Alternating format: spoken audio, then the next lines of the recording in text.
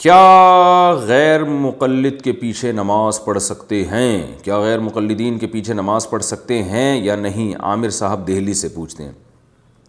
بھائی جو مسلک اہل حدیث کے لوگ ہیں، چونکہ عقائد میں جو ان میں معتدل ہیں ان کی بات کر رہا ہوں،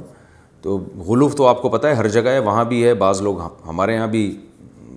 یعنی غالی ہوتے ہیں جو اعتدال سے تجاوز کرتے ہیں، تو ان سے ہمارا اختلاف تو ہے ایک تقلید کے موضوع پر۔ ہم یہ سمجھتے ہیں کہ اس زمانے میں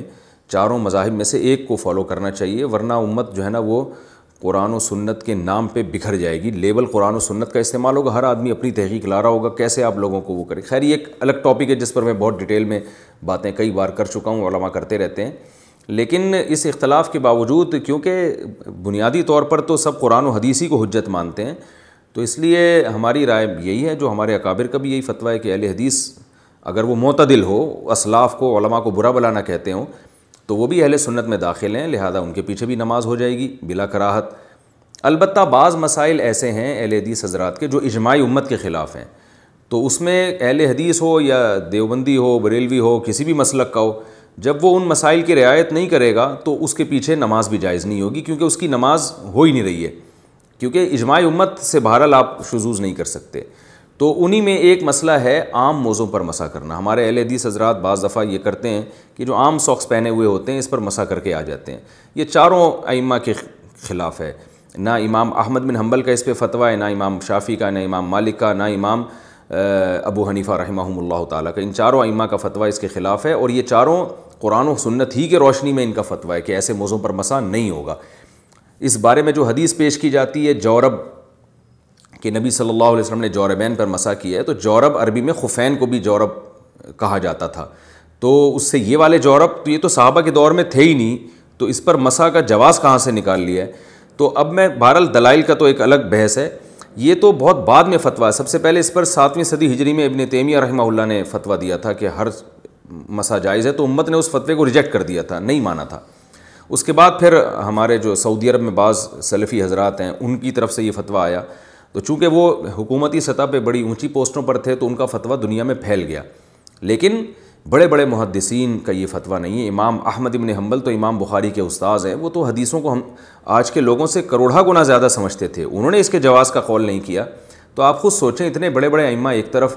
اور ٹھیک ہے یہ سعودیہ کے علماء ہمارے لیے قابل احترام ہیں، لیکن پوری امت کے مقابلے میں دو چار عالم کی رائے کو، اس میں چند علماء ہی ہیں جو اس رائے کا فتویٰ دیا انہوں نے۔ ایک علامہ ناصر الدین البانی رحمہ اللہ تھے، ایک شیخ بن باز تھے، ایک شیخ صالح ال عثیمین تھے، یہ دو چار اور حضرات ہوں گے جو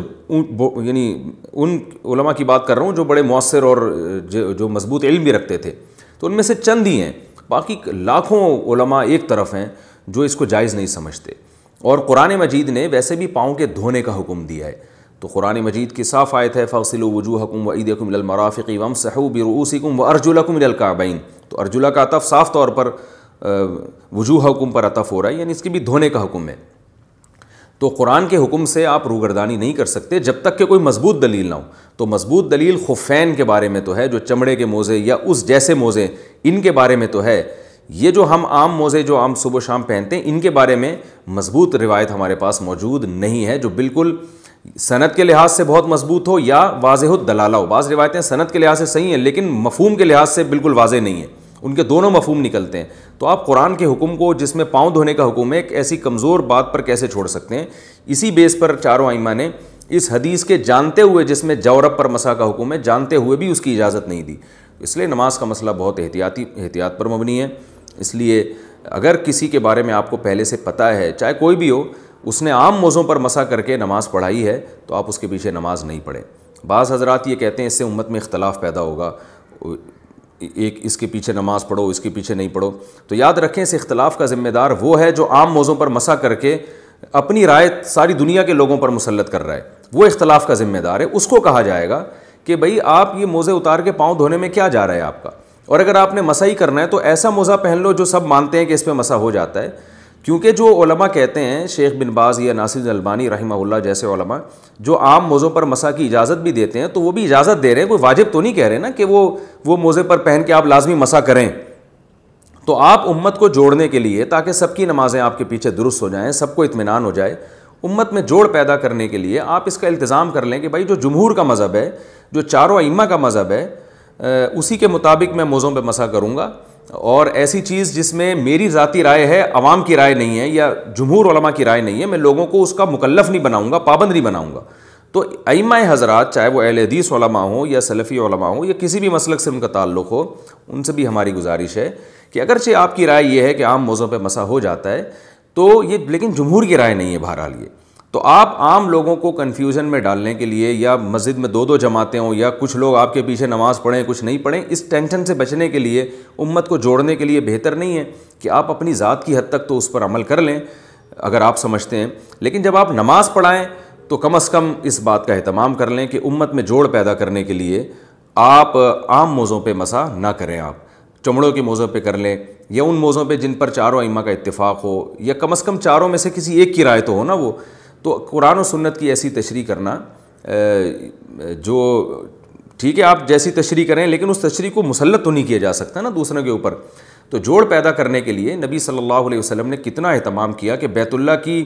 آپ صلی اللہ علیہ وسلم یہ چاہتے تھے کہ بیت اللہ کی جو چار دیواری ہے اس کو ابراہیم علیہ السلام نے جہاں سے تعمیر کی تھی وہاں سے کروں، لیکن آپ کو ڈر ہوا کہ لوگوں میں اختلاف پیدا ہوگا، تو آپ نے اسی حال پہ چھوڑ دیا کہ بھئی جیسا ہے ویسے ہی رہنے دو۔ تو جو مسائل صدیوں سے جیسے چلے آ رہے ہیں، اجماع امت ہماری رائے کے مطابق تو بہرحال اس پر اجماع ہو چکا ہے،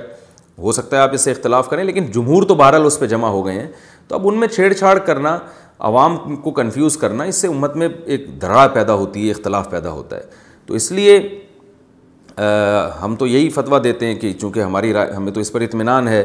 تو عام موضوع پر مسح اگر کوئی شخص کر کے نماز پڑھاتا ہے، آپ کو پہلے سے پتہ ہو، تو آپ اس کے پیچھے نماز نہیں پڑھ سکتے، کیونکہ بہرحال قرآن نے پاؤں دھونے کا حکم دیا، اور احادیث میں خفین کا تذکرہ ملتا ہے۔ جو جورب والی روایت ہے اس میں دونوں قسم کے احتمالات ہیں کہ اس سے خف مراد ہے یا عام موزے مراد ہیں، اور عام موزے مراد نہ ہونے کی مضبوط دلیل یہ کہ یہ تھے ہی نہیں صحابہ کے دور میں، اس میں تو پانی ویسے ہی چلا جاتا ہے، آپ تو موزے پہن کے پاؤں دھو سکتے ہو اس میں بڑے آرام سے۔ تو اس لیے اگر کسی نے اپنی رائے پر عمل کرنا بھی ہے تو اپنی ذات کی حد تک وہ کرے۔ امام کو چاہیے بہرحال وہ اس طریقے سے نماز پڑھائے کہ دوسروں کا بھی یہ نظریہ ہو کہ ہماری نماز بھی ان کے پیچھے ٹھیک ہو رہی ہے۔ اور میں نے آخر میں اس بات کو میں دوبارہ دہراؤں گا کہ جو علماء عام موضوع پہ مسح کو جائز سمجھتے ہیں وہ بھی جائز سمجھتے ہیں، ثواب بہرحال وہ بھی نہیں سمجھتے، یا واجب وہ بھی نہیں سمجھتے۔ تو اس لیے امت میں جوڑ پیدا کرنے کے لیے اگر آپ جمہور کے قول پر چلیں تو یہ بہرحال زیادہ بہتر ہے۔